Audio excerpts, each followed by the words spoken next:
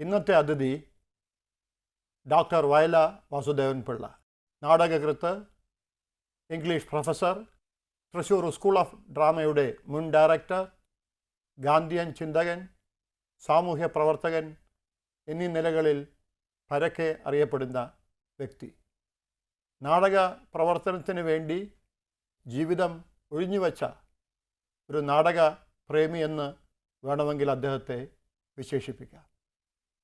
സാറേ, ഈ നാടകത്തിന് വേണ്ടി, നാടകരചന, അതിൻ്റെ പ്രവർത്തനത്തിന് വേണ്ടി ജീവിതം ഒഴിഞ്ഞുവെച്ച ഒരാളെന്ന നിലയിൽ നമ്മുടെ മലയാള നാടകങ്ങൾ പാശ്ചാത്യ രാജ്യങ്ങളിലെ പോലെയുള്ള നാടകങ്ങളോട് ഒപ്പം എത്താതിരിക്കുന്നതിന് എന്തെങ്കിലും കാരണം അങ്ങേക്ക് ചൂണ്ടിക്കാണിക്കാൻ കഴിയുമോ?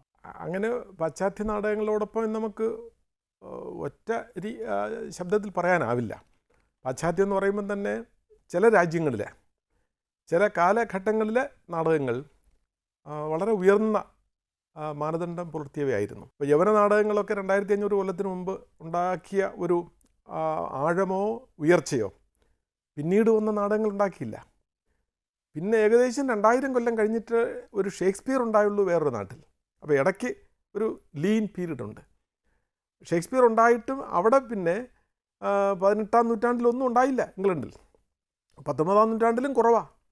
പിന്നെ 20-ാം നൂറ്റാണ്ടിലേ വലിയ നാടകങ്ങൾ ഉണ്ടായിട്ടുള്ളൂ ഇംഗ്ലണ്ടിൽ. ആ 20-ാം നൂറ്റാണ്ടിൽ അങ്ങനെ പല രാജ്യങ്ങളിലും, പാശ്ചാത്യ നാട്ടിൽ പല രാജ്യങ്ങളിലും വലിയ നാടകങ്ങൾ ഉണ്ടാകാൻ അവരുടെ സാമൂഹ്യമായ യുദ്ധവുമായി ബന്ധപ്പെട്ട, ശാസ്ത്രവുമായി ബന്ധപ്പെട്ട, മനഃശാസ്ത്രവുമായി ബന്ധപ്പെട്ട അടിയൊഴുക്കുകളും പൊട്ടിത്തെറികളും ഉണ്ടായിട്ടുണ്ട്. ആ രീതിയിൽ നമുക്കും ഇവിടെ നാടക മേഖലയിൽ ഉയർച്ചയും താഴ്ചയും ഉണ്ടായിട്ടുണ്ട്.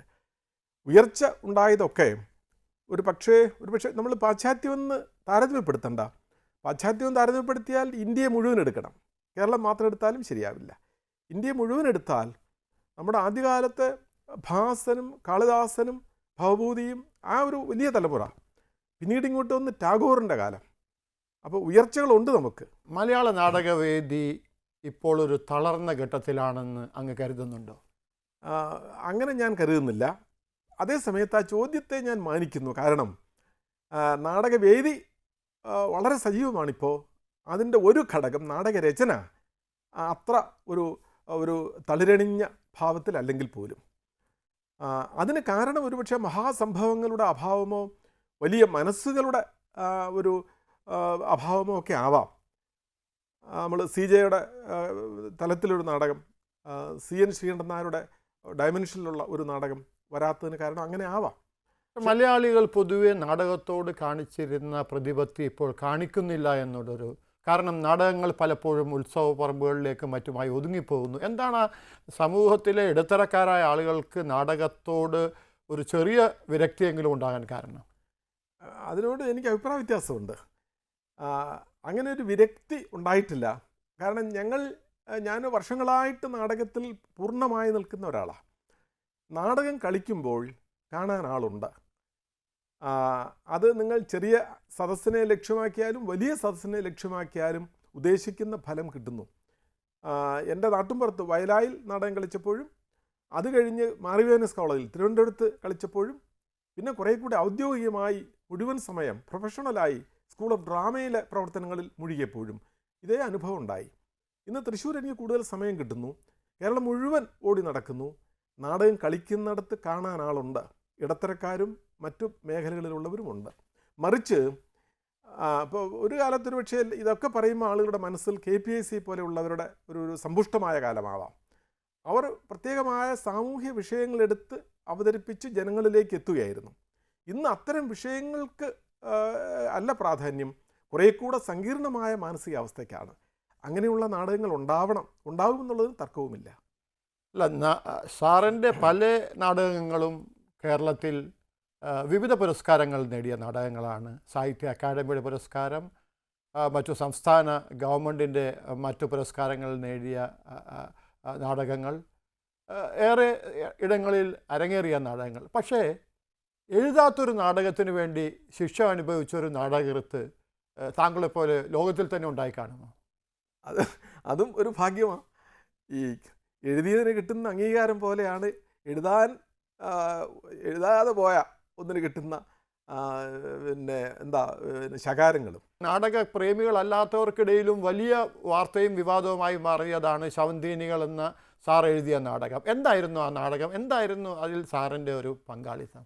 യഥാർത്ഥത്തിൽ ഞാനത് എഴുതി എന്ന് തന്നെ അറിഞ്ഞത് ആ നാടകത്തിൻ്റെ പേരിൽ അവിടെ 6 കൊല്ലം എന്നെ തടവിലാക്കുന്നു എന്ന് ഇന്ത്യൻ TV-യും BBC ഉൾപ്പെടെ ഉള്ള എല്ലാ ലോക മാധ്യമങ്ങളും റിപ്പോർട്ട് ചെയ്ത സന്ധിക്ക ഞാൻ എഴുതാത്തൊരു നാടകമാണെന്ന് അപ്പോൾ എനിക്ക് തോന്നുന്നു. പക്ഷേ എനിക്ക് തന്നെ അറിഞ്ഞുകൂടാ എന്താണ്. പിടിച്ചുകൊണ്ട് പോയാൽ തീർച്ചയായും അവർ ജയിലിലടക്കും. ആണ്. അപ്പോൾ എൻ്റെ സുഹൃത്തുക്കൾ ഇന്ത്യയിലെ പല ഭാഗങ്ങളിൽ നിന്നും ലോകത്തിൻ്റെ പല ഭാഗങ്ങളിൽ നിന്നും സുഹൃത്തുക്കൾ എന്നെ വിളിച്ച് ചോദിക്കുന്നു, ഒരു ന്യൂസ് ഇപ്പോൾ കേട്ടുവല്ലോ, എന്താണ് ഇഷ്യൂ എന്ന്. ഞാൻ പറഞ്ഞു, ഞാനും ഇങ്ങനെ അന്വേഷിക്കുകയാണ് എന്താണെന്ന്. പിറ്റേന്ന് രാവിലെ പത്രങ്ങളിൽ എല്ലാം വിശദമായി വന്നു. യഥാർത്ഥത്തിൽ എന്താണ് സംഭവിച്ചത്? അവിടെ ശവന്തീനികൾ എന്ന് പറഞ്ഞൊരു നാടകം, ശവന്തീനി ഉറുമ്പുകൾ എന്നൊരു നാടകം ഷാർജയിലൊരു നാടക മത്സരത്തിന് മലയാളികൾ അവതരിപ്പിച്ചു. മലയാളികളുടെ നാടക മത്സരമാണ്. അതിൽ ഒരു സംഘം ഈ നാടകം അവതരിപ്പിച്ചു. അവർക്ക് ഈ ആരെഴുതിയെന്ന് അറിഞ്ഞൂടാ. കേരളത്തിൽ നിന്ന് ആരോ കൊണ്ട് കൊടുത്ത ഹാൻഡ് റിട്ടൺ സ്ക്രിപ്റ്റ് ആയിരുന്നു അവരുടെ കയ്യിലുണ്ടായിരുന്നത്. അവർ നാടകം കളിക്കുന്നതിന് തൊട്ട് മുൻപ് നോട്ടീസിൽ പേര് വെക്കണം നാടകത്തിൻ്റെ. എന്തോ ഉദ്ദേശിച്ച് എന്നോടുള്ള ബഹുമാനമോ എൻ്റെ പേര് ഉപയോഗിച്ചാൽ കിട്ടാവുന്ന ആനുകൂല്യമോ എന്താണെന്നറിയില്ല, അവർ എൻ്റെ പേര് ഉപയോഗിച്ചു. മത്സരത്തിൻ്റെ പിറ്റേ ദിവസം നാടകം അവതരിപ്പിക്കണമല്ലോ. 6-7 നാടകങ്ങളുണ്ട് ഈ മത്സരത്തിന്. അപ്പോൾ പിറ്റേ ദിവസത്തെ നാടകക്കാരും മലയാളികളാണ്. അവർക്ക് ഈ സമ്മാനത്തിൻ്റെ ഒരു വാശിയുണ്ടല്ലോ. അപ്പോൾ തലേത്തെ നാടകത്തിൽ എന്തെങ്കിലും ഒരു പോരായ്മ കണ്ടുപിടിക്കണം പറഞ്ഞു. അവർ ന്യൂസ് പരത്തിയത് തലേ ദിവസ നാടകത്തിലെ മുഹമ്മദിനെയും പ്രോഫറ്റ് മുഹമ്മദിനെയും ക്രിസ്തുവിനെയും മാർക്സിനെയും അപഹസിക്കുന്ന ഭാഗങ്ങളുണ്ട് എന്ന് പോലീസിനെ അറിയിച്ചു. പോലീസ് വന്നു. തലേ ദിവസത്തെ നാടകക്കാർ ആരാണെന്ന് അന്വേഷിച്ചപ്പോൾ അവരൊക്കെ പൗഡറൊക്കെ പകുതി അഴിച്ചും അല്ലാതെയൊക്കെ പിറ്റേ ദിവസത്തെ നാടകം കാണാൻ വന്നിരിക്കുന്നു. അവരെ അറസ്റ്റ് ചെയ്തു.